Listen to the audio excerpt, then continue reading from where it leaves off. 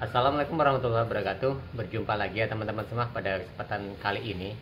Saya hanya akan menjawab ya teman-teman. Ada beberapa pertanyaan dari teman-teman kita, yaitu mengenai pembuatan cakwe ya.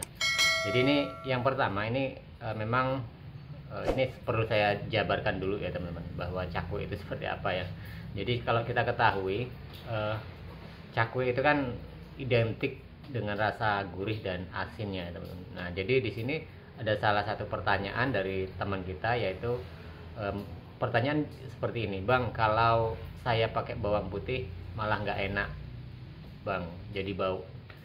Nah, perlu saya jawab ke tadi ya teman-teman, bahwa cakwe itu identik dengan rasa gurih, aroma bawang, dan kemudian asin. Nah, jadi kalau kita tidak memakai bawang putih ya itu bukan cakwe kan, seperti itu ya teman. Karena selama ini yang saya tahu juga ya, kalau bahan dasarnya memang kan tepung terigu dan bumbu-bumbu lain, walaupun tidak pakai bawang putih itu akan jadi cakwe, artinya seperti itu. Tapi identik kita, cakwe kita itu adalah rasa gurih pada bawang putihnya kan, seperti itu.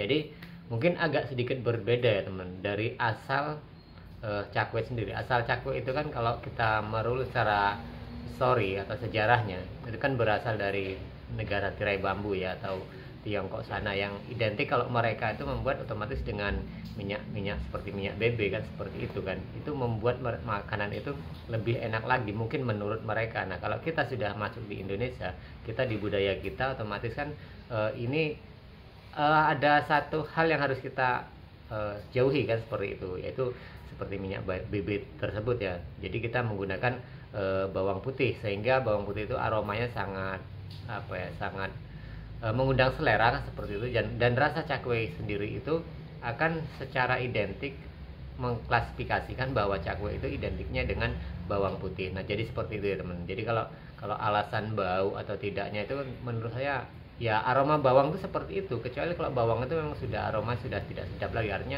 sudah kadaluarsa kan, seperti itu. Jadi sudah tidak layak lagi untuk dikonsumsi kan. Nah, tapi kalau menurut saya selama ini kebanyakan bawang pun itu malah semakin enak ya. Cuma kendalanya adalah di adonan kita itu akan pengaruh dan susah untuk ngembang karena kalau kebanyakan bawang. Tapi saya juga memberinya agak lebih banyak bawang putih itu karena aromanya. Nah, ini karena beberapa kali dulunya saya itu memberi bawang putih itu hanya sedikit. Nah, di situ ada komplain terutama dari orang-orang yang keturunan Tionghoa kan, seperti itu. Karena pelanggan saya itu kan bukan hanya orang-orang pribumi kita, orang-orang yang ada di daerah kita sendiri.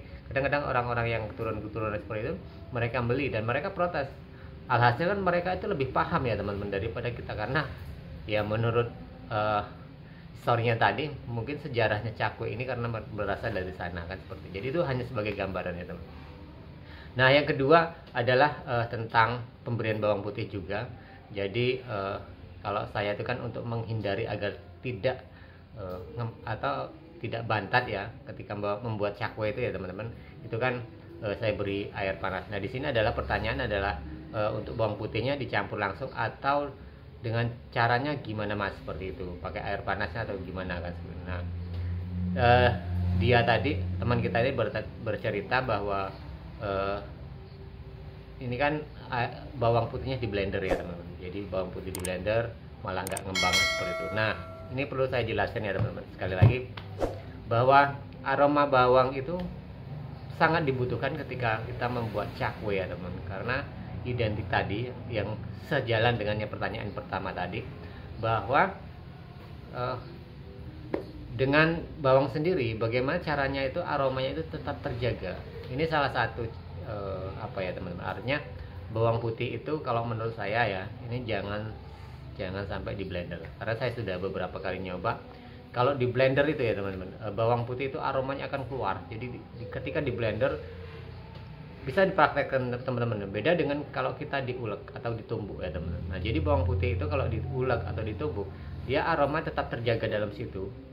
Jadi kalau masak pun seperti itu, sebenarnya bawang itu harus ditumbuk gitu ya, jangan di blender. Kalau di blender itu aromanya sudah terbuang, artinya dia seperti ada kandungan gas seperti itu, dia keluar dan aromanya sudah hilang. Nanti kan ya kalau pas proses blendernya itu bawang itu akan sangat aromanya sangat ketara ya, tapi ketika nanti sudah dimasukkan dalam adonan itu rasanya sudah berbeda. Nah jadi itu pertama ya teman, jadi kenali dulu bahwa perbedaan antara menggunakan bawang putih untuk membuat makanan itu adalah dengan cara di blender atau ditumbuk ataupun diulek ya bahasa kita teman-teman, itu sangat berbeda. Jadi saran saya kalau teman-teman ingin usaha jangan sekali-kali untuk memblender ya, karena itu akan berisiko akan menghilangkan aroma pada bawang kita sendiri setelah tercampur dengan adonan. Tapi kalau untuk konsumsi silahkan teman-teman, tidak apa-apa ya seperti itu. Nah kemudian cara pencampurannya teman-teman. Jadi alasan kenapa memakai air hangat itu pernah saya buatkan konten sebelumnya bahwa dalam bawang putih kemudian garam sendiri ya, karena banyak ya teman. Bayangkan kalau saya membuat cakwe itu 12 kilo seperti itu. Jadi garamnya itu kan harus 12 sendok makan ya teman. Nah kalau dia tersentuh terkontaminasi langsung pada ragi instan, dia itu otomatis garam itu akan membunuh mikroorganisme yang ada Pak ya di ragi instan tersebut dan mempengaruhi ya teman, mempengaruhi pengembangan itu, sehingga kalau kita membuat adonan secara langsung itu kan tercampur ya bumbu itu akan sangat berat dan akhirnya biasa bantat kan. Seperti saya sering mengalami seperti itu ya.